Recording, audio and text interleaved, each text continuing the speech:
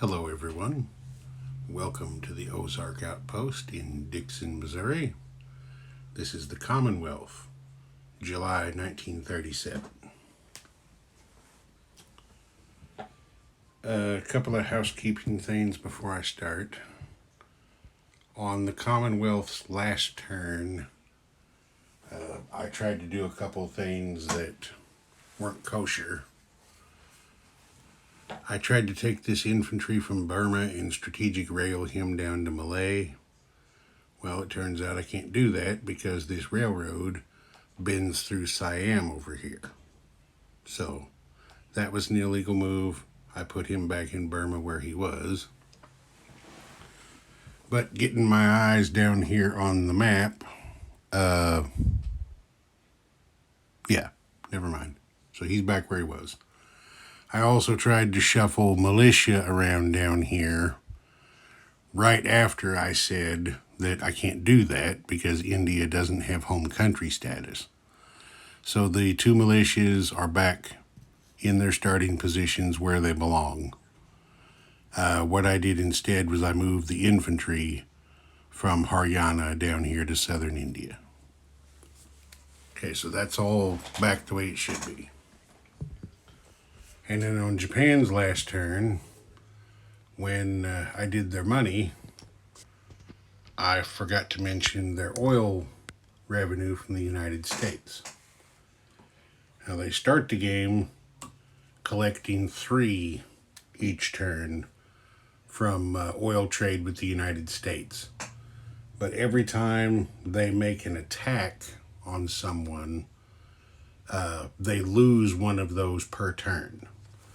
So Japan's income was 22 plus the 2 from the American oil revenue, put 24 in their bank for next turn. Okay, that's all fixed.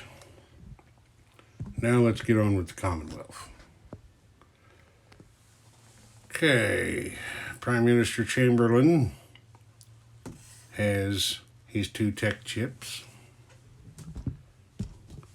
So what he is going to do over here is he's going to try to move radar along, and he's going to try to start wartime economy.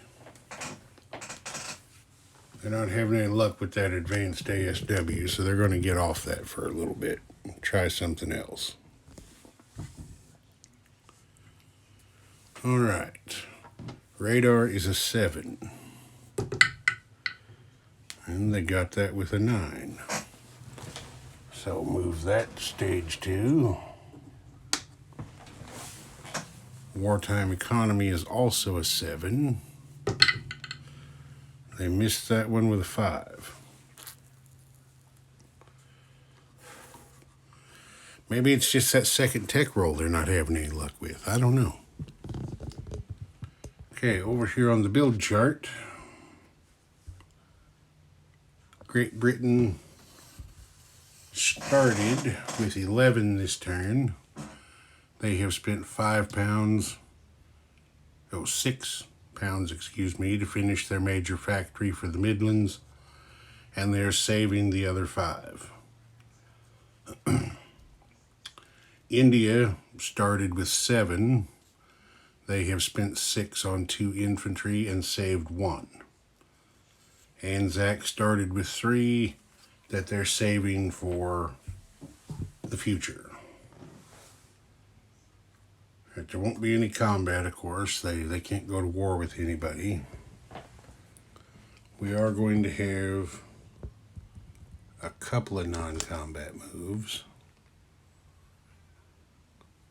Just a couple. This destroyer from right here is going 1-2 spaces down here to shadow that U-boat. And then over here, this destroyer off Land's End is coming out here 1-2 spaces to shadow that U-boat. And we can see it all. No, that destroyer is going to stay where he is. this submarine right here is going to go 1, 2, 3 spaces into the mid there.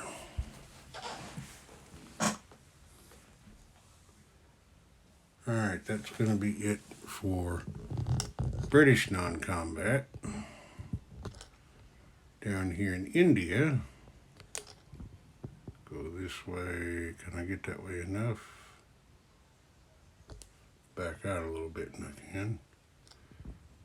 There we go.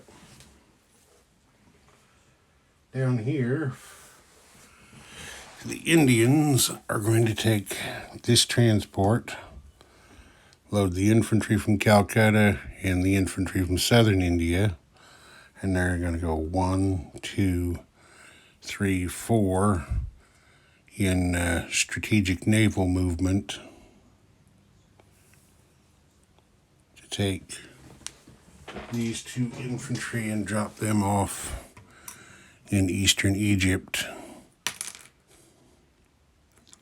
to do their part to help the empire secure Suez. That's one thing I found from my studies of history. Since that canal was completed, British foreign policy in both world wars and actually in peacetime revolved around protecting this canal and India. It didn't matter what they had to do. It sure seems like it didn't matter what it cost. I mean, they had some hellacious fights down here in the 1800s trying to protect India. I mean, so just some god-awful combat. But they made a lot of money off this colony. And this canal, once it was completed, that cut the trip from England to India down to just a couple of weeks. Maybe a little less. Prior to that, once steam packets became a thing and could move along faster than sailing ships, you were looking at about a 3 to 4 week journey from England to India, as opposed to 4 to 5 months in the days of sail when they had to go around the tip of South Africa. Anyway, I'll quit rambling.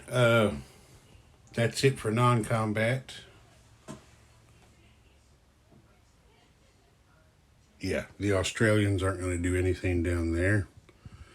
So we're collecting some money.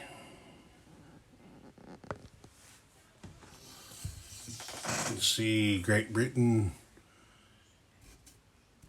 has 14, plus the 5 they saved will give them 19 pounds next turn. India is up to 7, plus the 1 they saved will give them 8 rupees. And Anzac is up to 5, plus the 3 they saved will give them $8 next turn. This is Ozark Outpost, over and out.